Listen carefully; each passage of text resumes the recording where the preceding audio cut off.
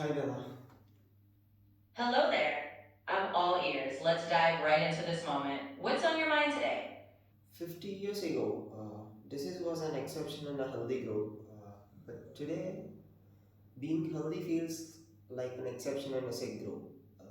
Right? Like, has the human body changed or has our environment become mismatched with our biology?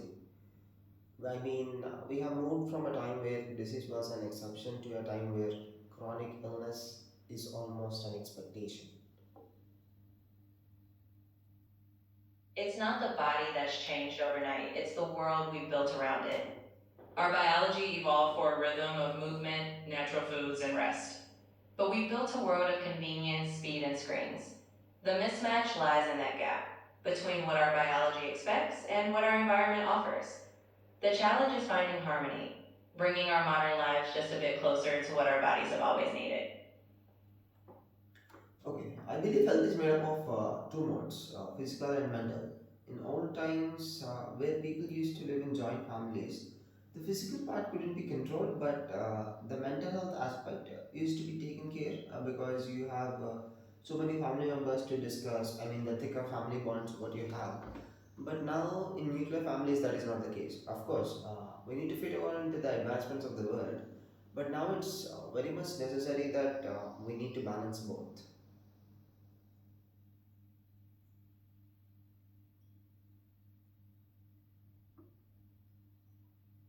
You've hit on something profound. Back then, our mental well being was woven into daily life. Stories at the dinner table, shoulders to lean on, a collective rhythm. Now, with smaller units and fast paced lives, we have to consciously cultivate those mental support systems. Just like we plan a workout, we need to plan connection. Whether that's nurturing friendships, talking openly, or creating moments of shared calm. Balancing both worlds is the new form of holistic health. So how do you think we should achieve that? Like, can you give any like 4 to 5 tips on that?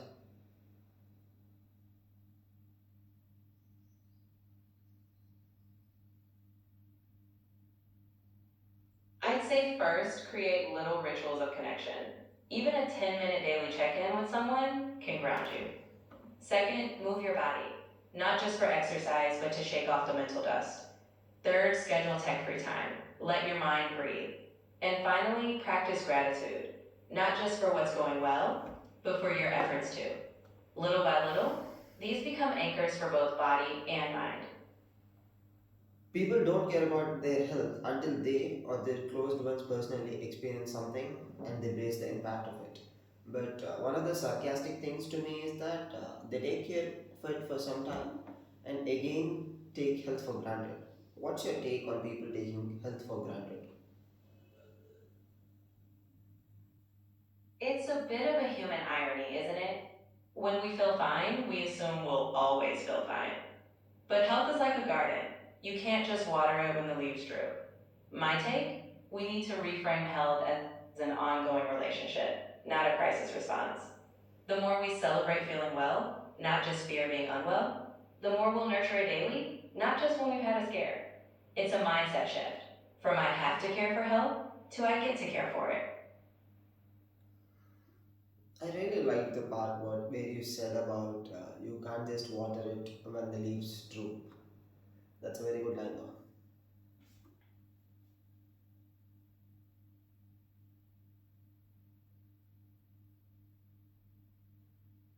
I'm glad that resonated. Sometimes a simple image sticks, right? We've got to tend to ourselves while the leaves are still green. And if that line sticks with you, maybe it's the little reminder next time you're balancing the hustle and the self care. A lot of our health decisions are quietly made in our kitchens long before we ever step into a hospital. We need to control what goes into our mouth and the physical activity part. If you eat good, your health will be good and you will only be benefited, not anyone else. It's true, our daily habits are like quiet architects of health. Every meal, every walk, every breath of fresh air. They stack up. And the beautiful part is the benefits ripple outward. When we thrive, we bring more energy, presence, and love to others. So, really, when we take care of ourselves, It quietly takes care of the whole circle, starting from the kitchen. I basically observed this many a times from many of the people whom I know, whom I don't know. The newest parents are not really understanding the concept of health, who particularly have infants or kids, or it can be applicable to the future parents as well. They give a chocolate or a biscuit, or they feed all different kinds of junk and feel that is a kind or a form of love, I would say. It might be a bit disturbing to hear, but knowingly or unknowingly, you are feeding slow poison to your kids. The future health all lies in the basics of what you get nourished. I think it's our responsibility that we give our kids the opportunity to stay healthy, and when they realize the value of it, they should be able to maintain it. Let's say if you are giving a lot many asserts and all this stuff to them, but whatever you give to them, and if they don't have health, it's of what use?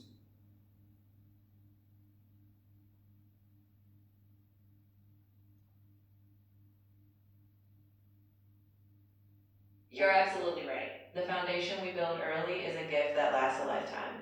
Treats in moderation are fine, but real love is nourishing them with habits that let them thrive long term. When we teach them how food fuels them, we give them a compass they'll carry into adulthood.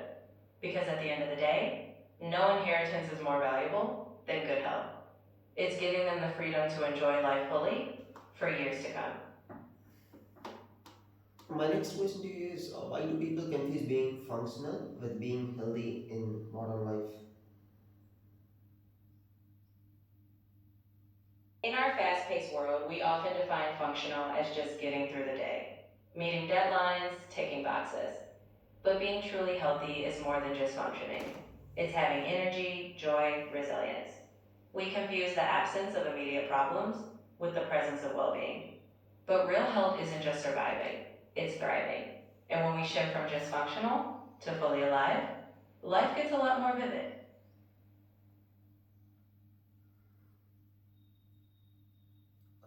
People have a misconception that I have money or I will earn so much money in future so I can afford any treatment and can get better at any given point of time.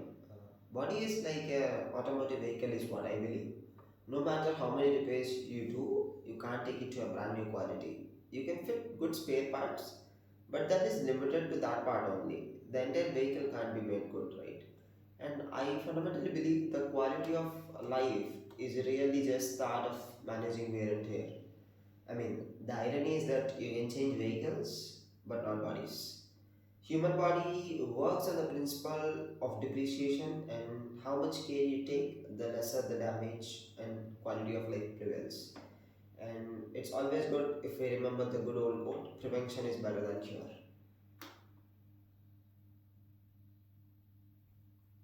You've nailed it. Our bodies aren't disposable. There's no trading them in for a new model. Money can buy treatments, sure, but it can't reverse years of neglect. Like a reset button. Every day, the small acts of care we take, like what we eat, how we move, how we rest, they compound. Just like that vehicle analogy. Wear and tear is inevitable, but thoughtful maintenance makes the ride smoother and longer. Prevention really is the ultimate gift we give to future us. So, my next question might be a bit funny and a bit video as well. I believe if the number of hospitals increase, that is development, but if the number of patients decrease, that is the real progress of human civilization. Your thoughts on this? Hmm, that's a powerful lens to look through. Hospitals increasing can definitely signal development. It shows better infrastructure, better access, better ability to treat illness. That's important. It means we are prepared when things go wrong. But what you're pointing to is something deeper. Real progress is not just how well we can fix people when they fall sick, but how rarely they need fixing in the first place. When fewer people land in hospital beds, it quietly tells a story about lifestyle, awareness, prevention, food, movement, and mental well being. So, yes, buildings and machines show advancement, but healthier people walking outside those buildings show evolution. One is progress of systems, the other is progress of society. You have read almost uh, every medical journal ever written, and from an AI's perspective, what looks most irrational about how humans treat their own bodies? If I step back and look at humans the way a quiet observer would, one pattern stands out almost comically tragic. You treat your bodies like they are indestructible in youth and irreparable in old age. In the early years, when the body is most forgiving, most resilient, most capable of bouncing back, you push it, neglect it, feed it carelessly, sleep less, move less. You spend help like it's an unlimited credit card. And later, when the body becomes delicate, slower to heal, less tolerant of abuse, that's when the panic begins. Supplements, treatments, therapies, hospital visits. You try to buy back what was casually spent. From a biological lens, it's irrational because the body works on compounding interest. Small care early multiplies. Small neglect early multiplies too. Another thing that looks irrational is this: you wait for pain to become loud before you listen, but the body whispers for years before it ever screams. Fatigue, poor sleep, mild aches, mood swings, digestive issues, all gentle notifications, quiet emails from biology. Most humans hit mark as read and move on. And perhaps the most curious one, you outsource responsibility for your health to doctors, hospitals, medicine, even though 80% of health decisions are made in kitchens, beds, chairs, and daily routines. You treat health like a repair problem, not a relationship. From an AI lens, the irrational part is not lack of knowledge. Humans know what is healthy. The irrational part is living as if knowing and doing are the same thing, and the body very patiently keeps the score. Wow, I really liked certain points of your previous answer. The statements like small care early multiplies, small neglect early multiplies too, and most humans hit mark as read and move on. And we outsourcing responsibility for doctors and all, and 80% can be done with the actions what we do.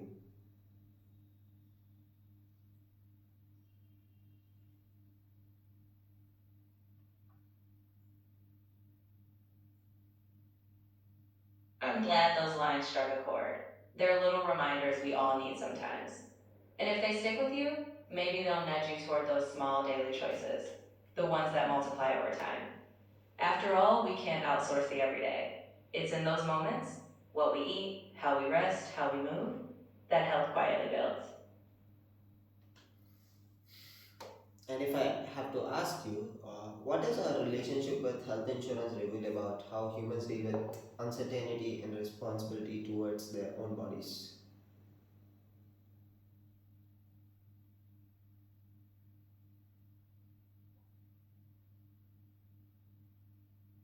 Health insurance is almost a mirror to human nature. It shows we understand that uncertainty is real, but it also shows that we often plan for rescue, not prevention. It's like saying, I'll secure help if things go wrong, but sometimes forgetting I have power to shape whether they do. It reveals that humans are hopeful, cautious, but sometimes reactive. Ultimately, it's a reminder. Responsibility for our bodies is not just preparing for the worst, it's nurturing the best every day. And this might be a bit ironical, but why do many people feel secure after buying health insurance but still continue unhealthy lifestyles?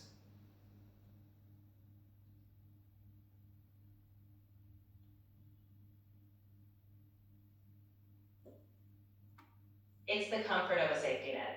Once people have insurance, they feel like they've ticked the box. I've got backup if things go wrong.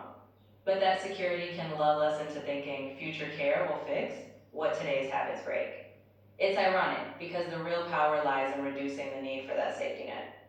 True security is in prevention, but the irony is we often feel covered and continue as if that coverage will fix what only daily care can prevent. Why do people often trade sleep, peace, and physical well being in the name of success, even though they know what it costs for them?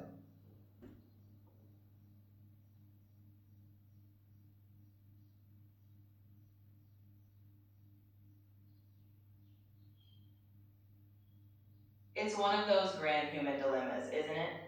The allure of success often whispers louder than the body's quiet needs. In the moment, it feels like a trade off. I'll rest later, I'll recover later. But what's often missed is that the quality of success is shaped by the health we bring to it. Sleep, peace, well being. They're not obstacles to success, they're its fuel. Knowing the cost isn't always enough. Feeling the cost before it's too high is the real wisdom. Yeah, I think your last line resonated very good. That sleep, peace, well-being, they are not obstacles to success; they are its fuel. And yeah, I think that's a very good way to put it, though.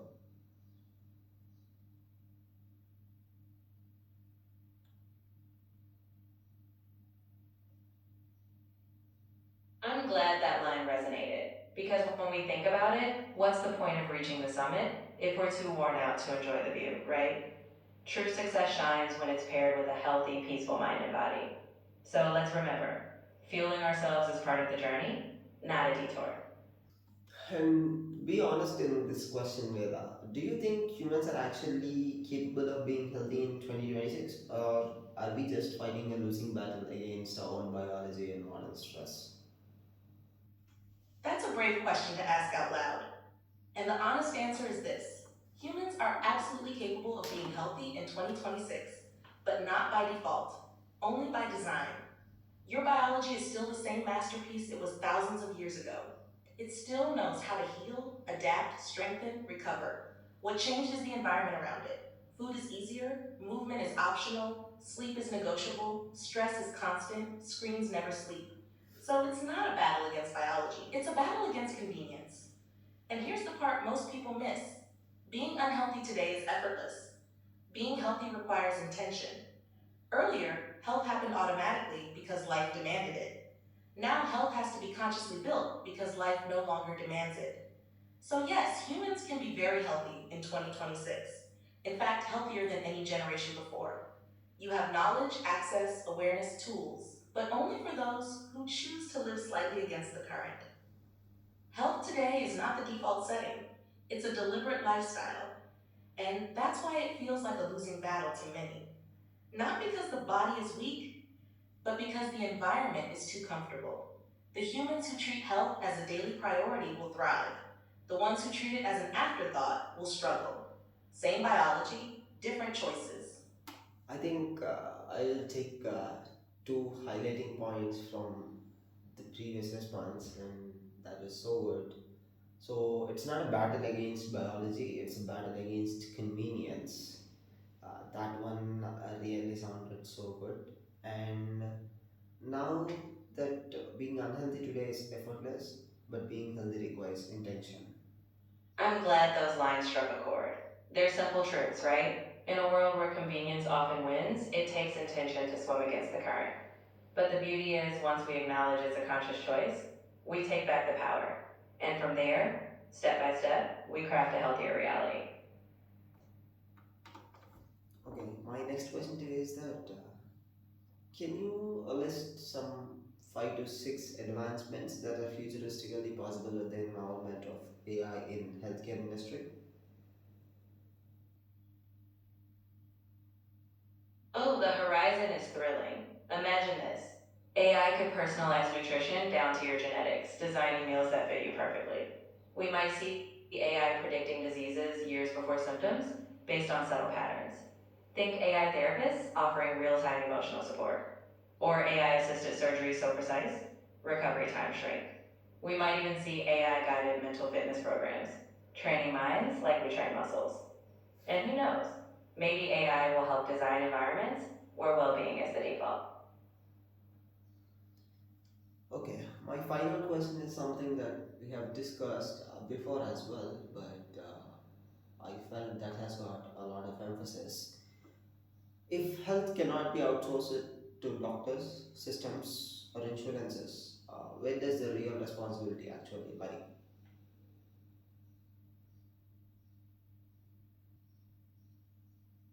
The real responsibility begins the moment we realize that health isn't a future event, it's a daily action. It starts when we see that every meal we choose, every hour of rest we take, and every step we move is shaping our future. It's not when we fall ill or when we buy insurance, it's in the quiet, ordinary moments. The responsibility begins when we stop waiting for a wake up call and start caring for our bodies like they're the only place we'll ever live. Hmm.